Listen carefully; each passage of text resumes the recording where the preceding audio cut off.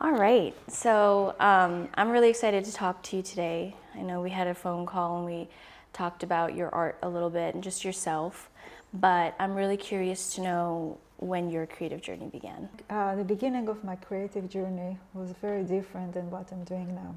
Okay. The first time I remember creating was when I was in high school. Until high school, I kind of craved doing art, but I wasn't encouraged. So, yeah, there was no encouragement, and times were different, and I didn't take any enrichment class in the subject. So when I was in high school, I met this a classmate who I noticed during class that she was doodling, and that sparked the light in me, and Yeah. I was like, oh my God, and I started doodling. And for years, all my notebooks, I was listening in class and just doodling, and it gave me so much joy. Yeah. And then it was all with a pen, sometimes pencil. At some point, I incorporated color just with markers. And that's what I did for years. And then when I went to professional school, I was just doodling the whole time. Yeah. And I didn't think of myself as an artist. And that stopped at some point, and the creative journey stopped for a while. And then later on in life, my husband was teaching in a place that's called Esalen, which I don't know if you're familiar. It's a place in Northern California. Okay. And our kids were young, and they were offering different classes. So I thought it'd be nice to take some kind of a class as long as I'm there. And there was an art class. It was like, and there was the only painting class there. I was like, she just signed up. I had no clue what it was. Yeah. And it happened to be intuitive painting. Oh, okay. And the instructor's name was Stuart Cobley, and that literally changed me. Wow. So it was a 5-day workshop, and all I had to do is just be there and paint. Yeah. And with his instruction, it wasn't a class per se. He didn't teach. And what worked for me, that one of the first things he said in class, if you ever went to art school and learned everything. And I was like, okay, that's easy. I never learned. I didn't go to art school. So it was so powerful that at the end of the 5 days, my posture changed. Wow. So that was really a clear message for me that I should keep doing it. I was just walking on clouds. And then eventually the kids grew up a little, and I was exposed to art journaling. My journal books, I went to Art on 30th, and with Kate's help, I just painted big. So it took me a while, slowly, gradually, but she was very supportive and very helpful. And that's how it all began. Wow, that's beautiful. I love that. I love that you felt it in your body, that it was the right thing for you. So the art journaling, can you explain that a little bit more? Are you actually painting on it as well, or is it more sketching? That's the thing, that it's not a sketchbook for me. Okay. A sketchbook kind of prepares you for your next canvas, which I do not do this because I really just paint intuitive. Maybe we'll get to it. But we used to bring different supplies, share papers, ephemera, anything, and just really create a piece of art in your journal book on the 2 pages. And then it took us a while to learn which one is the best journal book. And there are so many options. Some people make their own journal books. Some people, which I did too, we used to go to bookstores and buy old books and use them as our journal book. That's and paint so cool. into the book. Wow. So that was nice. Sometimes we just tear the pages, and there was always this dilemma growing up. It's just not a dilemma, but book is a precious thing, which I still feel this way. Yet books that nobody was interested in were just at the side, so we repurposed them. Yeah. So using them, tearing pages, actually felt like we were doing a good thing because we gave it a second purpose. Yeah. So that's what we did, and it was really a process. And sometimes, just like with paintings, we would go back to some of the pages and redo them, add to them, and a very uplifting experience. Yeah, that sounds wonderful. You're from Israel. Can you talk to me a little bit about what it's like being an artist there? I'm from Nepal, and I feel like we definitely don't have the same sense of like appreciation for it in a way. It's not something that people are like, oh, you should do this as a career. What is it like over there, and how was that, experience for you? When I lived in Israel before I moved over here, I was going to school for a different career. I studied Chinese medicine and acupuncture, and massage therapy. So I was in the healing art, and that was my focus then. So my whole journey as an adult started here in San Diego. Gotcha. While I was living here. So, but from what I see, it's not easy to be a professional artist anywhere in the world, I think, but definitely in Israel. And from what I see, because I visit there every year, and from following artists, people are expressing their feelings, and it's really, it's a painful, sometimes to watch. Yeah. And my last trip, just a few weeks ago, I went to the museum there and I saw some of local art there, and it was hard. But I think it's wonderful that people can express themselves. Yeah. And that's what they do. But as far as a career, I did not experience that there. Did you have any doubts about like transitioning to this career instead? It's a good question. So I feel the answer is no. But what I want to say about it is that it was a gradual process. Yeah. Because first I started with this art journaling, and I was like, it's so wonderful, it's so fun. I sit with my friends and we create together, but there was a lot of passion involved. But I thought that is what I'm doing, and then it's just like I created more. I worked on bigger journal books, it's all led me to work on big canvases. So there was no doubt, but it was all gradual until I got to the point I said, of course, that's what I want to do. Yeah. So the recognition came a little later, but it was all part of the process. Yeah. And then the fact that you kind of had this community around you, like, did the feedback and the encouragement from them, just looking at your art, kind of like also push you in that direction? Yes. Definitely. When I started going to Art on 30th, so they referred to me as a colorist, and that made me think. And I was like, yeah, because when I was doing art journaling, after a while, when we all had our own voice, visual voice, so my friends started asking me for advice to help it choosing color. Wow. So at the time, I wasn't thinking about it, and I was like, wow, it started then. I just wasn't aware of it. Yeah. So that camaraderie and stuff definitely helped me. I'm glad you brought up being a colorist, because that's my next question. It plays a very significant role in your artwork. How were you able to get there? I feel like as artists, we always need to find that like niche thing for us. How were you able to find that for you? It was unconscious decision. Yeah. Not a decision, it was just unconscious. So as I mentioned before, when I was a young girl, so I was doodling, and then I craved color. So I didn't know, I went to a stationery store, and I just picked my favorite color, a marker, which was and always stayed a purple. So like, okay, so if I want to doodle with purple, I need another color. So I picked turquoise, and if you look around, I have a lot of it on my walls.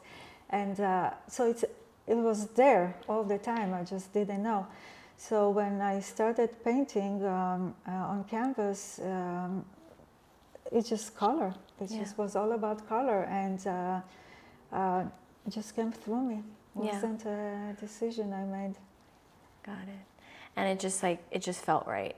Just felt right, and that's also what drives me. It's about my motivation, because I just want to express myself with color.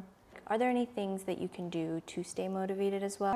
I go to museums. If I travel, I'll always go to museum. I'm kind of locked on the period time in art that I like, and I tend to go there, but I try to open myself to anything, so just get inspired and appreciate a new art. I love to read, so I have a lot of books about artists, but especially those album books where you actually see their art. And I like my space so much, so sometimes even if I don't feel motivated to paint, I like to come here. It's either with my book or that, but I clean some supplies. I'll just touch a color. So, oh my God, I have to try it, and that will lead me to the canvas. So it's sometimes it's that kind of a process, and I end up painting. Gotcha. So hanging out here helps me a lot, and it's a little funny to use the word help, because sometimes we resist the things we like to do the most. Yeah, that's so true. You just have to get yourself in that space sometimes and just play. Yeah. And then you get inspired, and then like your next beautiful piece, Yes. And sometimes you don't even start with that mindset, but you end up there. Yes. And another thing that's always inspired me is just visiting art supply stores. Yeah. Sometimes I will look for a new marker, a new something that kind of like gets my attention. I was like, well, I'm curious, how is it going to look on my next piece? So I'll buy it, and that's a form of inspiration too to me. So when you begin a new piece, where's your starting point? Do you start with doing the base, or just walk me through that a little bit. Yes. First, I love starting a new piece. Yeah. I just want to add that sometimes I work on a few pieces at the same time. Sometimes I was like, okay, I'm having fun, it's wonderful, but I want to look in a clean white canvas. Yeah. So some people feel intimidated by it, and to me it's exciting. So I start with the gesso, and then I think of color, just go there. I don't think, it just happens. So intuitively I'll pick colors. A lot of times I feel this is an opportunity to experiment with colors I don't like. And I have a painting hanging in my house that I started with colors I don't like, and I ended up loving the piece. Yeah. So that's a fun thing to do. I'll start with those colors, or I'm just curious what will happen if I use the colors I really don't like against the color I like. So I just it's all the experimentation and play, and that's how I start. And then, but basically my process is where I layer and layer and layer. So I layer all different colors, and I do mark making. And sometimes it will be all covered again, and sometimes I really like it, but it's not finished. So I learned to take pictures for the painting at that stage. So it will give me the courage to keep going, and in case I'm going to cover it. So it's all layering, marking, and layering again until. And then at the end, and that's the fun part and the easy part. And then I have to make something out of it. So. Is there like a moment where oh, this is done? Sometimes I think artists go back and they overdo it, and they're like, oh no, I liked it before. Like, when do you know when to stop? It always happens. The overdoing always happens, because when you paint abstract, there's no, oh wow, I achieved my goal, right? It's not like, so as I said, if my posture changed once, so I feel it in my body. Sometimes I look at the painting and I'm like, I even have a little palpitation. I'm like, oh my God. So I know it's done. Yeah. Sometimes, but it doesn't always happen. And I go to Art on 30th. I'm part of the professional group there. So we give feedback to each other, and with Kate, she gives us feedback. So that helps. And but most of the time, it's just like, I love it so much. Yeah. You also coach. You do art coaching. Can you talk to me a little bit about that? When did it start for you, and why did you get into it? Well, I realized somebody brought my attention to the fact that it's my natural style of connecting with people. It's just like I'm actually coaching. And it's just the way I live in the world, I'm gonna say. So I was encouraged to take a certification class, which I did during the pandemic on Zoom, and I really, really loved it. It was, I really enjoyed it. So it's been a few years now, and since then, for the class, I had to, part of the marketing, taking the class, I had to pick a genre or something.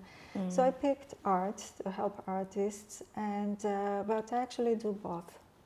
Gotcha. So helping, coaching artists can be just a conversation one-on-one. And sometimes it includes actually people bringing canvas and kind of like including it's making it more visual. Got it. So you do life coaching, but and also art coaching. Ah, very interesting. And then how do you go about finding clients? Yeah, so here I made a decision, and I'm just doing by referrals. I did not, for some reason, I did not want to promote it online. For someone that wants to pursue art as a career, can you give us your best advice? Okay. First advice, just do it. I love that. Yeah. Yeah. So being a professional artist, it's, okay, so I'm not going to do a coaching session, but the first thing I would say that the artist has to have a lot of resilience. And resilience is something that you can work on and get there. So for sure everybody needs it. So the first thing is to have a professional website. I had it done professionally. It was a very good investment, and a business card. And then, that leads you to go, let's say, galleries.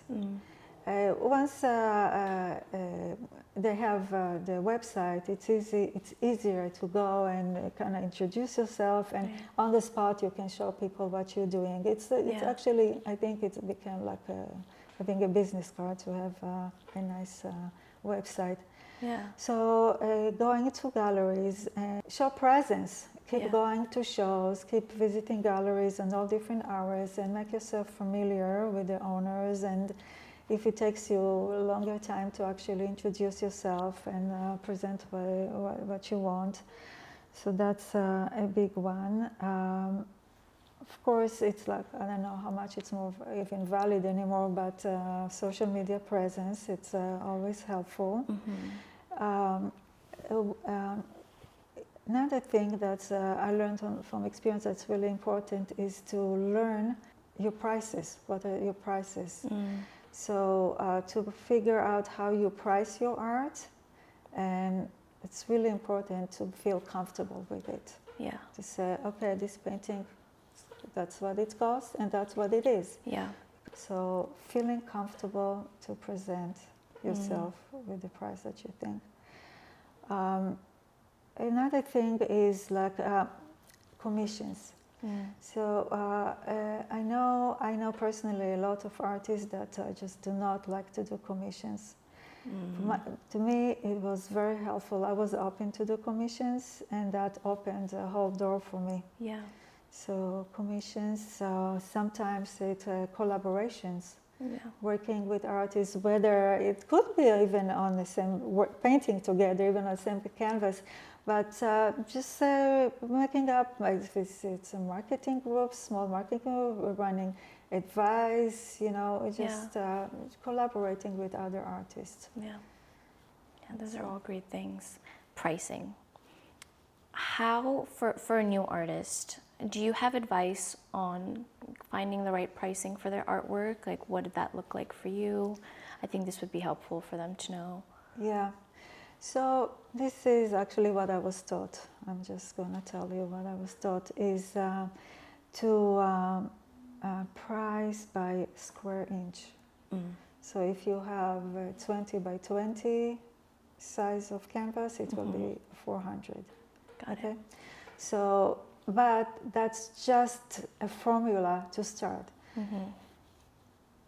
There's no rule. So you can, some people can say, okay, but I feel my art is worth more than this, but at least this is a base start. So they'll go up, and some people say, you know, I'm not as attached, so I can go a little down, so maybe I'll do 350.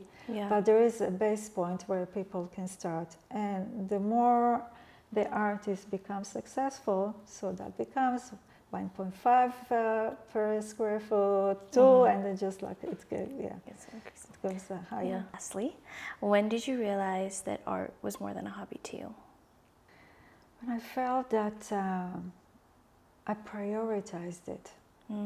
So, you know, it's not a job that you go to an office 9 to 5. So you see, you can say, oh, I'm going to paint today.